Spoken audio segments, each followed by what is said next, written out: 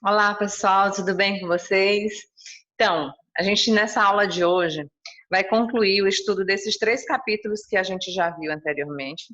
Foi o trovadorismo, humanismo e classicismo, e ficaram alguns exercícios aí pelo meio do caminho que a gente não fez. Não são exercícios de DH praticando, nem complementares. São exercícios que iniciam, por exemplo, o classicismo, um exercício da página 138 e um outro exercício para finalizar da página 145 que eu tinha pedido a vocês que dessem uma lida, fizessem, e vou corrigir hoje. Então, assim, a gente vai encerrar com o classicismo hoje e na próxima semana a gente vai estudar o quinhentismo, tá bom? Algumas características, autores, obras. E eu vou pedir a vocês, então, que acompanhem comigo aí no livro, página 138. Eu vou fazer a leitura desse texto. Por quê? Porque o classicismo é uma escola literária que está diretamente ligada aos padrões de beleza da arte. E o nosso start aqui era um texto que fala exatamente sobre os padrões de beleza de várias épocas, de vários momentos. E a gente tem aqui como fazer uma análise histórica entre as relações de diferentes obras de arte, né, como o padrão de beleza feminino, que se alterou ao longo da história. E aí a gente vê que essa mudança refletiu nas representações artísticas. O que a gente tem aqui dentro da leitura desses textos? Eles tratam de diferentes manifestações, de artistas diferentes e de diversos momentos históricos, como a pré-história, o Renascimento, a década de 90.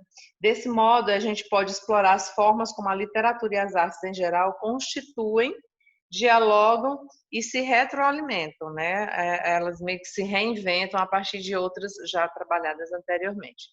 Então, assim, esse texto aqui, da página, na verdade, esses textos da página 138, eles vão falar sobre esse padrão de beleza ao longo da história. Leia-os, observando os motivos que desencadearam o estabelecimento desses padrões e a forma como eles interferem no comportamento das pessoas. Vamos lá, a leitura. Os padrões de beleza mudam, graças a Deus, né, gente?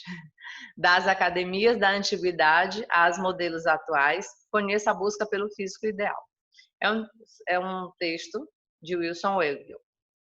Em cada época, é fácil identificar o apreço generalizado por um ou outro tipo físico, dos corpos roliços aos mais secos, das barriguinhas pronunciadas aos abdômenes tanquinho, dos seios minúsculos aos bustos siliconados. Mas se hoje qualquer pessoa é dona de seu nariz para decidir se quer frequentar a academia ou viver feliz acima do peso, houve tempos em que ninguém era responsável pelo próprio corpo.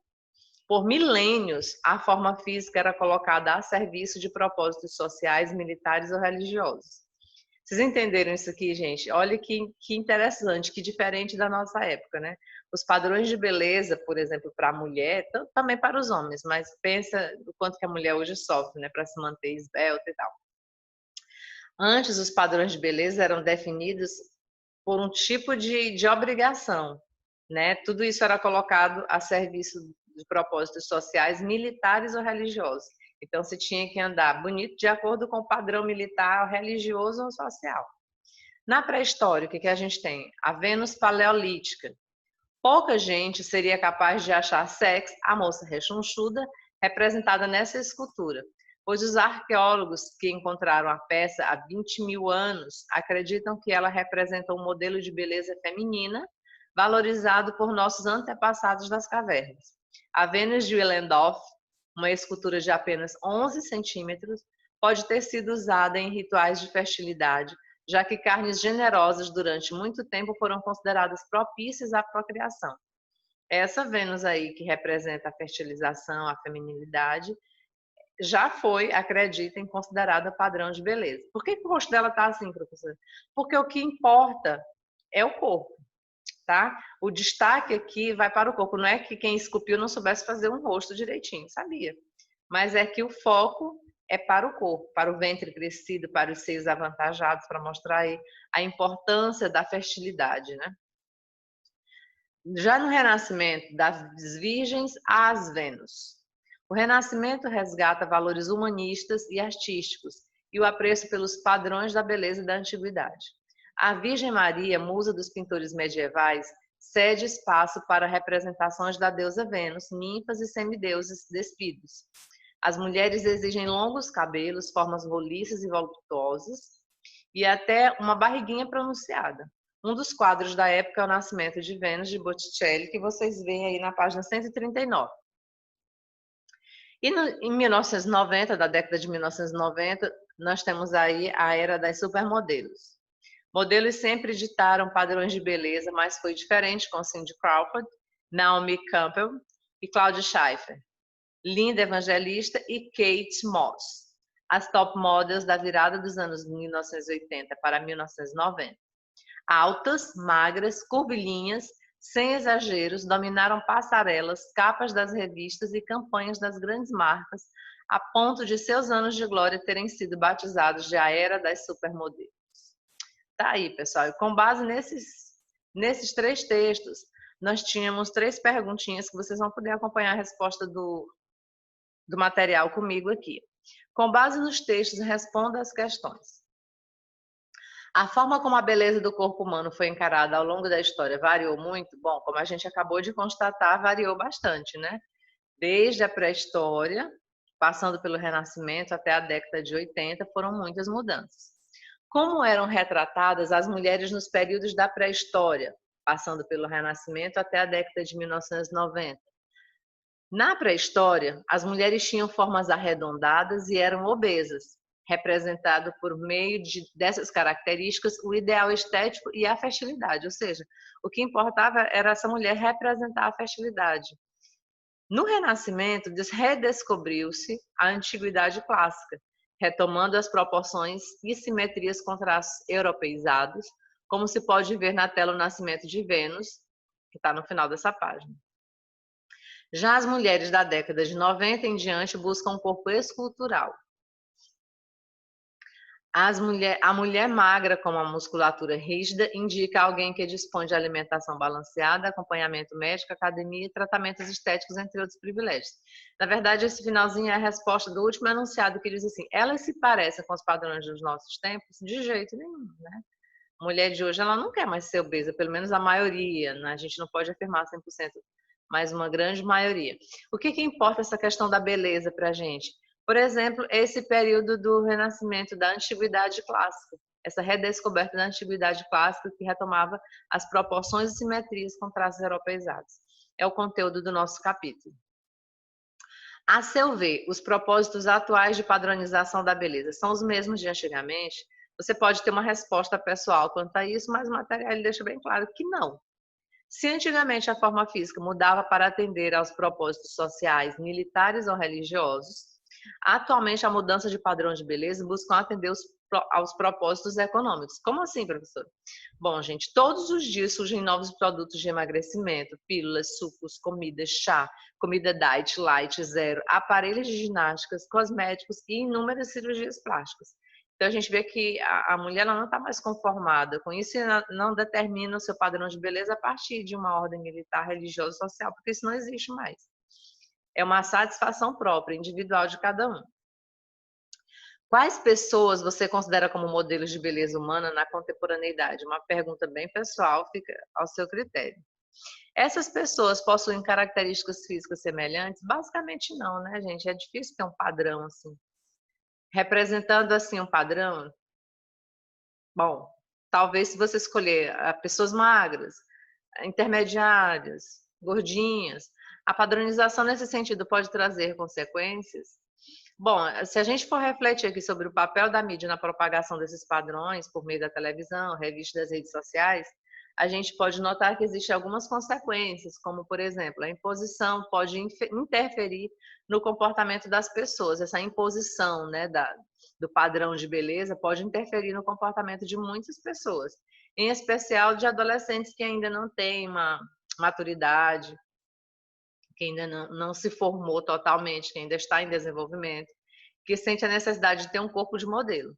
Por conta disso, as consequências podem ser um estresse, depressão, dietas malucas, distúrbios alimentares e, mais tarde, doenças podem surgir como a bulimia e a anorexia também, tá? Gente, então, Tá aí esse exercício. Agora eu vou pedir para vocês pularem lá para a página 145, que eu tinha pedido esse exercício aqui para vocês, que vocês lessem, né, e respondessem. Então eu vou comentar aqui com vocês. A gente tem aqui 2 textos que também falam sobre os padrões de beleza impostos pela mídia, né? Observe como os padrões de beleza impostos pela mídia são questionados pela sociedade. A gente tem o texto 1 que foi publicado na revista Época. Modelo famosa por ter vitiligo é copiada como forma de homenagem nas redes sociais. A modelo canadense Winnie Warlow sabe o que é sofrer bullying, literalmente na pele.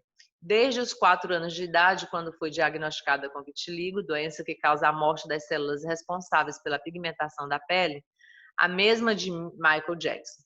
Os apelidos desde criança foram muitos, de vaca a zebra e alguns até impronunciáveis. Mas ela tinha um objetivo na vida, tornar-se modelo. Por causa da doença, muitas pessoas disseram para ela abandonar a ideia e desistir do sonho. Bobagem. Winnie se inscreveu no America's Next Top Model no ano passado, entrou no programa que descobre modelos e alavanca suas carreiras e foi a garota mais popular e querida entre os telespectadores. Hoje ela se define como uma porta-voz do vitiligo. E aí a gente tem o texto 2. Dizer que belo e feio são relativos aos tempos e às culturas ou até mesmo aos planetas não significa, porém, que não se tentou desde sempre vê-los como padrões definidos em relação ao modelo estável. Pode-se sugerir também, como Nietzsche no Crepúsculo dos Ídolos, que no belo o ser humano se coloca como medida de perfeição, adora nela a si mesmo. No fundo, o homem se espalha nas coisas, considera belo tudo que lhe devolva sua imagem. O feio é entendido como sinal de sintonia da degenerência. Cada indício de esgotamento de peso, de senilidade, de cansaço, toda espécie de falta de liberdade, como a convulsão, como a paralisia, sobretudo o cheiro, a cor, a forma da dissolução, da decomposição, tudo provoca a mesma reação. O juízo de valor feio, o que odeia aí o ser humano, não, o que odeia aí o ser humano, não há dúvida, o declínio do seu tipo. Ok. É um texto de Humberto Eco, está no livro História da Feiura. A partir da leitura dos textos, respondo. O que era para vocês fazerem? Comente sobre o conceito de belo e feio, apresentado por Humberto Eco. Humberto Eco está no texto 2. Inclua em seu comentário uma experiência vivida pela modelo canadense Winnie Warlow, apresentado no texto 1. Bom, o que a gente viu aí? Que para Humberto Eco, o belo foi indicado como sinônimo de vigor, saúde e mesmo de valores morais respeitáveis. Já o feio era tudo o que não se encaixava no padrão estabelecido pela sociedade. A experiência vivida pela modelo canadense Winnie Warlow serve de exemplo de quebra de paradigma mostrando que não existe feio ou belo, e sim diferente. Essa modelo, ela levantou uma bandeira, né? O que ela fez aí foi bastante ousado para uma sociedade que, em si, é preconceituosa. E é interessante que ela consegue, através de um programa, mostrar que a beleza interior dela também, a sua simpatia, podia conquistar esse espaço tão desejado. Então, ela meio que quebra alguns paradigmas, principalmente por se tratar do mundo da moda. Como você pode perceber, o conceito de belo é mutável e subjetivo, percebido de formas diversas por pessoas de épocas e contextos diferentes. Aí era para você fazer uma pesquisa sobre os padrões de beleza de outros países e comparar as características de cada um. A gente percebe que há uma diferença física, né, entre os padrões de beleza, padrões de moda de país para país. Alguns lugares as pessoas andam mais despojadas, fazem loucuras com seus cabelos, se vestem de determinada maneira e ninguém está nem aí para isso. Já aqui no Brasil, qualquer diferença já chamaria bastante atenção, né? Você pintar o cabelo de uma cor mais ousada, usar uma roupa mais despojada. Qualquer mudança já atrai, já chama atenção. Já você, numa Times Square da vida, seria só mais algum transeunte. Isso não iria chamar tanta atenção. Bom, era para vocês terem feito esses 2 textos e com isso aqui, com a leitura desses 2 textos, eu vou encerrar o classicismo. Se vocês tiverem mais alguma dúvida, vocês me chamem, daí eu vou trabalhar na outra semana o quinhentismo, e quando eu terminar o quinhentismo eu vou revisar todos os 4 capítulos com vocês, tá bom? Um beijo, tchau!